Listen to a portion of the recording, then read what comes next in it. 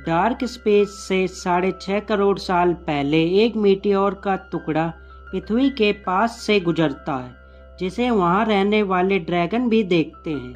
और फिर करोड़ों साल बाद हमें पृथ्वी को दिखाया जाता है, जो दिखने में बहुत खूबसूरत होती है। और वहीं पर हमें 3 पंजा पर्वत को दिखाया जाता है, जिसके पास ही हरे भरे खेत होते हैं। ये खेत एक ड्रैगन के होते हैं, जिसका नाम हेनरी होता है। वो यहाँ पर बड़े बड़े पेड़ों को अपने पूंछ से तोड़कर उन्हें एक जगह में इकट्ठा करता है और अपने मुंह से उस खेत को खोदता है, ताकि उसकी वाइफ उस खेत में पानी डाल सके। और कुछ समय बाद जब हेनरी अपने खेतों में पानी डाल रहा होता है, तभी उसकी वाइफ उसे अपने पास बुलाती है, उन अंडों को दिखाने के लिए कि बस अब इन अंडों में से बच्चे निकलने वाले हैं। तभी एक अंडे से एक लेडी ड्रैगन निकलती है, जिसका नाम ये लिब्बी रखते हैं। और दूसरी अंडे में से और एक ड्रैगन निकलता है, जिसका नाम ये बग रखते हैं। ये बहुत शरारती ड्रैगन होता है। और आखिरी में सबसे बड़े अंडे में से एक छोटा ड्रैगन निकलता है, जिसका नाम ये आर्लो रखते हैं। वहाँ से ये तीनों बच्चे बाहर जाते हैं, जहाँ ये पहली बार बाहर की दुनिया देखते हैं। और कुछ सालों बाद ये सब अपनी मॉम की मदद कर रहे होते हैं खेत में काम करने में, सिवाय आर्लो के। उसके कमजोर होने के कारण उसकी मॉम उसे आसान काम देती है, मुर्गियों के बाड़े में खाना डालने का। जब आर्लो वहाँ पर खाना डाल रहा होता है तो वहाँ की एक मुर्गी उसे डराकर वहाँ से बाहर भगा देती है। और आर्लो भागते हुए नदी के पास जाता है, जिसे उसके डैड पकड़ लेते हैं और कहते हैं कि नदी से दूर रहना। तो उसके बाद वो एक पत्थर से बने घर के अंदर अपना खाना जमा करके रखते हैं और वहीं पर उस दीवार पर अपने पैरों की छाप छोड़ देते हैं और अपने बच्चों से कहते हैं कि जब तुम कोई बड़ा काम करोगे तो तुम भी यहाँ पर हमारे बगल में अपनी पैरों की छाप छोड़ सकते हो। तो कुछ समय बाद वहाँ पर बग और लिब्बी भी बड़ा काम करके उस पत्थर के दीवार पर अपनी छाप छोड़ देते हैं, सिवाय आर्लो के। जब आर्लो सो रहा होता है तो उसके डैड उसके पास आकर उसे अपने साथ एक जगह में ले जाते हैं, जहाँ पर बहुत सारे जुगनू आकर उस पूरी जगह को रोशनी से भर देते हैं। और अगले दिन वो अपने घर के पास आते हैं, जहाँ पर वो जंगली आकर उनका खाना खा गया होता है। इसलिए ये उसे पकड़ने के लिए ये वहाँ पर एक जाल बिछाते हैं और आर्लो को कहते हैं कि तुम उसे इस डंडे से मार देना, जिसके बाद तुम भी मेरे बगल में अपनी छाप छोड़ सकते हो। इसलिए आर्लो वहाँ पर उस जगह की रखवाली करता है। जब वो जंगली वहाँ पर आता है तो वो उस जाल में फंस जाता है, जिसे मारने के लिए आर्लो उसके पास जाता है, पर वो उसे नहीं मारता, उसे वो छोड़ देता है और वो जंगली वापस से उस जंगल में चला जाता है। जिसके बाद वहाँ पर उसके डैड आते हैं, जो आर्लो को लेकर उस जंगल में जाते हैं उस जंगली को मारने के लिए, जहाँ पर पहले से बहुत तेज तूफान आ रहा होता है। जब ये नदी के किनारे किनारे आगे जा रहे होते हैं तो वहाँ पर नदी का पानी एकदम से बढ़ जाता है, जिसमें आर्लो और उसके डैड बहते हुए आगे चले जाते हैं। जब अगली सुबह आर्लो की आँख खुलती है तो वहाँ पर वो अकेला होता है और उसके डैड उसके आसपास नहीं होते।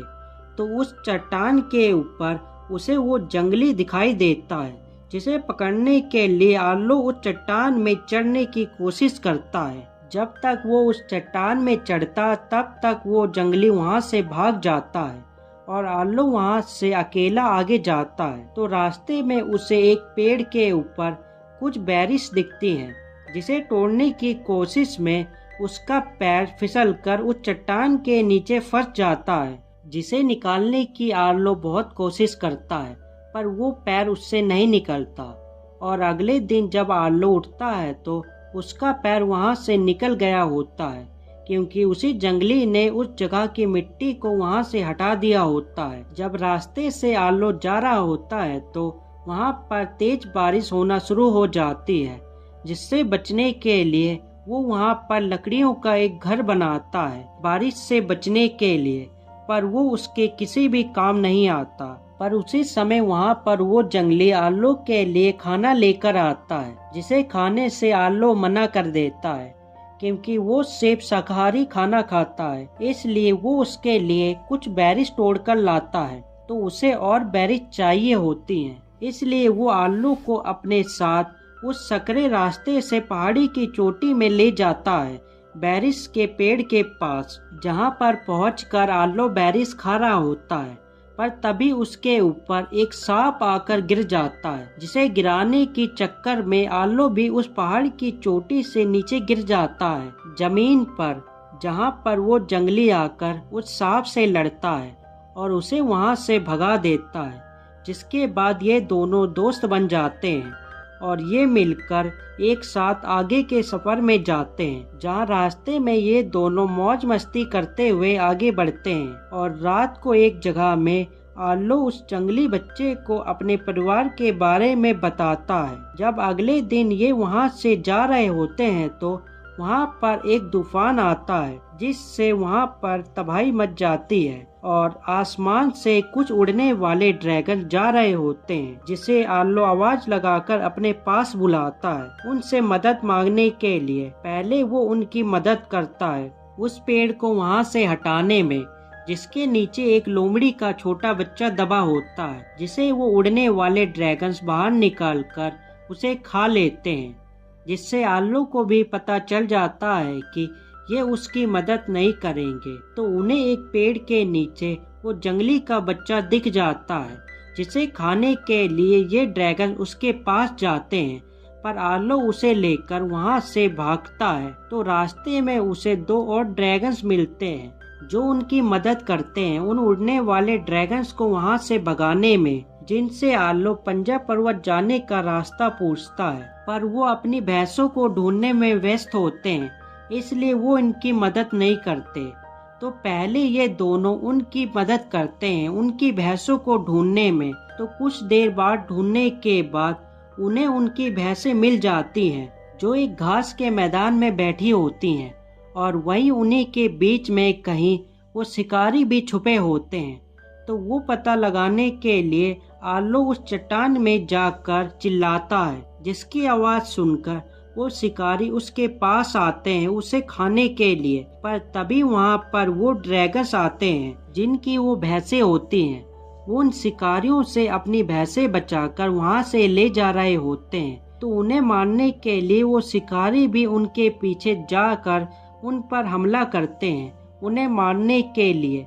पर वो बड़े ड्रैगन्स उन्हें वहाँ से भगा देते हैं। जब ये रास्ते से जा रहे होते हैं तो आलो को वो 3 पंजा पर्वत दिखता है, इसलिए वो दोनों उनसे अलग होकर अपने घर की तरफ जाने लगते हैं, उन ऊंचे ऊंचे कोहरे से ढके हुए पहाड़ों को पार करके। जब रास्ते से वो जा रहे होते हैं तो वहाँ पर दोबारा से वो उड़ने वाले ड्रैगन्स आकर उन पर हमला करके उस जंगली बच्चे को अपने साथ उड़ाकर ले जाते हैं, जिसे बचाने के लिए आलो भी उनके पीछे जाता है। वो उन पर हमला करके उस बच्चे को उनसे बचा लेता है। तो वहाँ पर तेज बारिश होने के कारण वहाँ पर बाढ़ आ जाती है, जिसमें ये दोनों बहते हुए आगे निकल जाते हैं और ये बड़ी मुश्किल से किनारे तक पहुँच पाते हैं। तो जब ये रास्ते से आगे जा रहे होते हैं तो आलो को उस जंगली बच्चे का परिवार मिल जाता है।